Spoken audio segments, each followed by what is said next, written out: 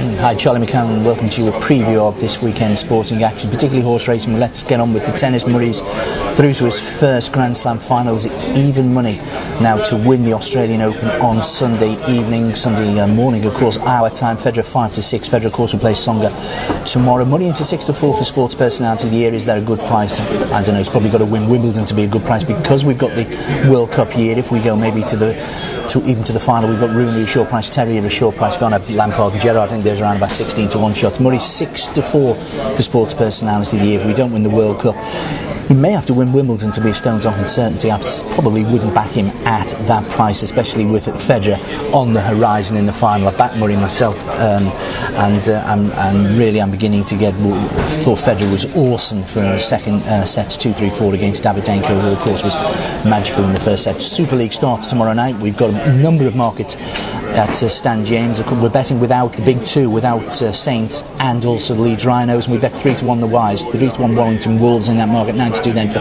Huddersfield and for Wigan. Looking forward to Super League. That's just hope. I'd like to think there is this monopoly that Leeds and Saints have had even in the grand final in Old Trafford in recent years, that maybe we get somebody else. Nice to see of course the Challenge Cup final was didn't go of course to the big two last year, but to the racing and to the opener at Cheltenham on Saturday, we see Pistolet Noir makes his debut for Nichols. He's 8-1. I was at Cheltenham when he made a successful second start over Timber for Nick Williams. Well, he's been sold to Team Nichols, and he's currently 8-1 behind Meal Chief 7-1. Slight concern that the Meal Chief, I know connections of the King Yard was just a bit worried. They thought this Riscarius would win the opener at Warwick today. Didn't only got beat a neck or half a length, but they were slightly concerned on a line through that they would like that to have run convincingly. But Pistol Noir should win, I think, the opener. Probably won't get rich. Be interesting to see if he's vying for favouritism for the triumph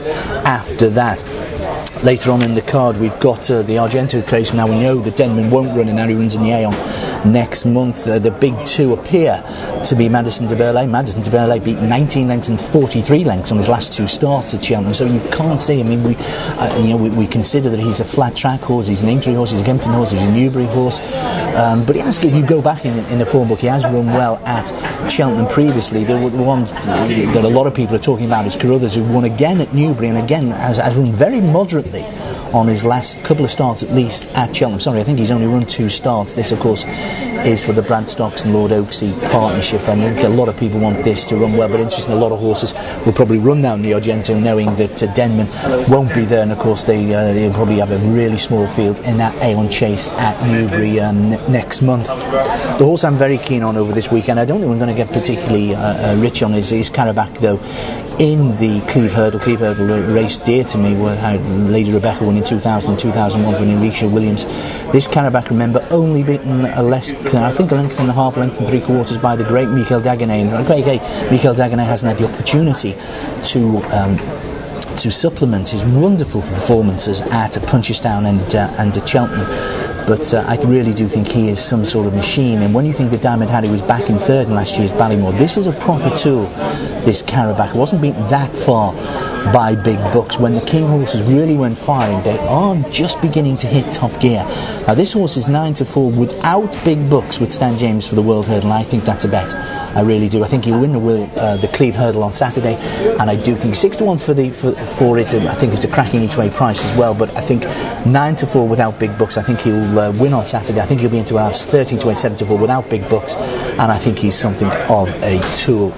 Over at Doncaster, the first race, Summersby possibly versus Tataniano versus Mad Max. Summersby, big fan, third in the Supreme Novice last year behind Go Native, running on, very impressive so far over fences. Won at Warwick and also at Sandown, beat Crackaway Jack. Crackaway Jack, we know, is out for the season.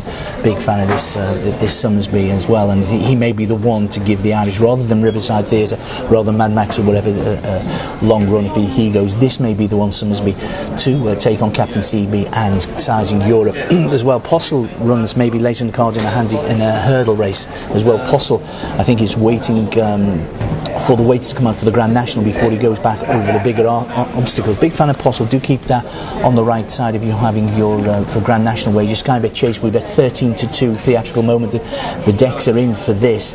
Exmoor Ranger would be my fancy, but I don't think it's a quality renewal at all. And then 7 is my number, only beaten once so far this season. One of the revelations for David Pipe and David Johnson. Calgary Bay and Killyglen. Killyglen disappointed so far, won that big race at Aintree.